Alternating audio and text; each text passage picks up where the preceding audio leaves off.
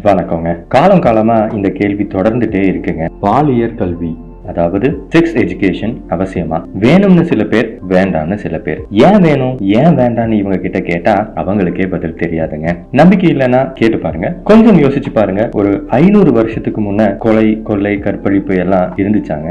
இருந்துச்சு. எல்லா காலகட்டத்திலையும் இருந்துச்சு. ஆனா இப்போ இருக்கிற அளவு அப்ப இருந்துச்சா அப்படிங்கிறது முதல் கேள்விங்க. இரண்டாவது, செக்ஸ் எஜுகேஷன் இருந்துச்சா? நீங்க எந்த காப்பியம் எடுத்து பார்த்தீங்க அப்படின்னாலும் நேரடியாவோ இல்ல மறைமுகமாகவோ களவியல் பத்தி கண்டிப்பா சொல்லியிருப்பாங்க. சங்க கால கோவில்கள்ல இருக்கிற சிற்பங்கள் நிர்வாணமா இருக்கிறத நம்ம பார்த்திருப்போம். எதுக்காக அப்படி செதுக்கியிருக்காங்க? ஒண்ணு, இது தெரிஞ்சுக்கணும், தெரிஞ்சுக்கிட்டு சரியா நடக்கணும், புனிதமா பார்க்கணும், வாழ்வோட ஒரு பகுதி தான் அப்படின்னு மனசுல பதியணும் அப்படிங்கிறதுக்காகங்க. இன்னொன்னு, ஒரு விஷயத்த மறைச்சு மறைச்சு வைக்கிறப்பதான் அது என்னன்னு தெரிஞ்சுக்கிற ஆர்வம் நமக்குள்ள அதிகமாயிட்டே இருக்குங்க.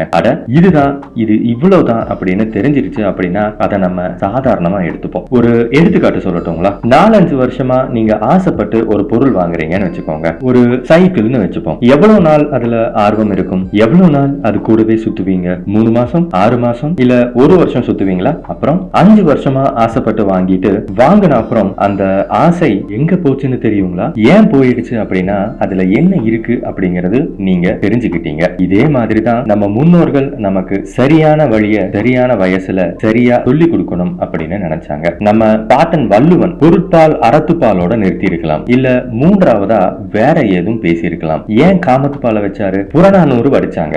ஏன் அகநானூறு அப்படின்னு ஒண்ணு வடிச்சாங்க? எல்லாத்துக்கும் தெளிவுரை எழுதினவங்க தான் காமசூத்ராவும் எழுதினாங்க. என்னடா இவன் இப்படி எல்லாம் கொச்சையா பேசுறான்னு தோணுதுங்களா? அது கொச்சையா ஆயிடக்கூடாது அப்படின்னு தான் நான் சொல்ல வரேனுங்க. இப்போ இந்த காலத்துக்கு வருவோம். பாலியல் கல்வி தேவையா? 1990க்கும் 2000க்கும் 10 வருஷம் தான் வித்தியாசம். ஆனா 90s கிட்ஸை விட 2K கிட்ஸ் 15 வருஷம் முன்னாடி இருக்காங்க. 90s கிட்ஸ் 25 வயசுல என்னென்னவெல்லாம் தெரிஞ்சுக்கிட்டோமோ அத 2K கிட்ஸ் 10-12 வயசுலயே தெரிஞ்சுக்கிறாங்க. காரணம், அவங்க கையில இருக்கிற இணையதளம்ங்க. கண்ட படங்களையும் வலைதளங்களையும் பார்த்து தப்பு தப்பா நண்பர்களோட பகிர்ந்து வீணா போறாங்க.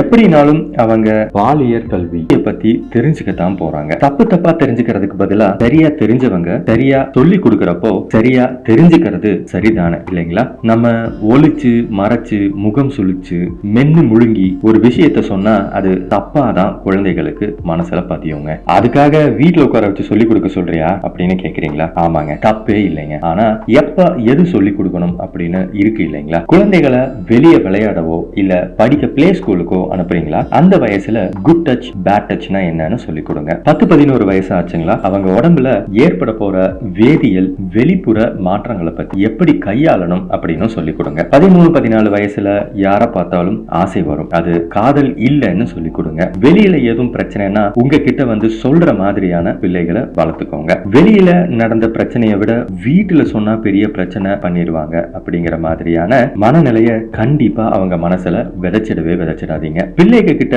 நேரம் செலவு பண்ணுங்க. அவங்களுக்காக பணம் சம்பாதிக்கிறத விட முக்கியமானது உங்க நேரத்தை அவங்களுக்காக ஒதுக்குறதுங்க. 17-18 வயசுல பிரச்சனைகள் எப்படி எதிர்கொள்ளணும் அப்படிங்கறதையும் சேர்த்து சொல்லிக் கொடுங்க. பிரச்சனைனா உடனே என்ன செய்யணும் அப்படிங்கறத முக்கியமா சொல்லிக் கொடுங்க. மனுஷங்களை மனுஷங்களா பாக்குறதுக்கு சொல்லிக் கொடுங்க. நம்ம குழந்தைகளுக்கு நம்ம சொல்லிக் கொடுக்காம வேற யாருங்க சொல்லிக் கொடுப்பாங்க? ஏன்னா அவங்களோட நலன்ல அக்கறைப்பட்டவங்க நம்மளை விட பெருசா வேற யாருமே கிடையாதுங்க. இத ஒரு உயிரியல்வாதியா மட்டும் நான் சொல்லலைங்க, ஒரு அப்பாவாவும் சிரம் தாழ்த்தி உங்களை வேண்டி கேட்டுக்கிறேனுங்க. கடைசியா ஒண்ணு சொல்லி முடிச்சுக்கிறேனுங்க. பாலியல் கல்வி அப்படிங்கிறது எப்படி செக்ஸ் வச்சுக்கணும் அப்படின்னு சொல்லி தரது மட்டும் கிடையாதுங்க. நம்ம உடம்ப எப்படி சரியா பாத்துக்கணும் அப்படின்னு சொல்லி தரதுதான் கலவி இயல் அப்படின்னு சொல்றோங்க. இன்னைக்கு வீடியோ ஒரு மாதிரி உணர்வு பூர்வமா போச்சு அப்படின்னு நினைக்கிறேங்க. உங்களோட கருத்துக்களை ரொம்பவே மதிக்கிறேனுங்க. எனக்கான உங்களோட நேரத்துக்கு நன்றிங்க. இப்படிக்கு என்றும் அன்புடன் நான் உங்கள் சாணக்கியன்.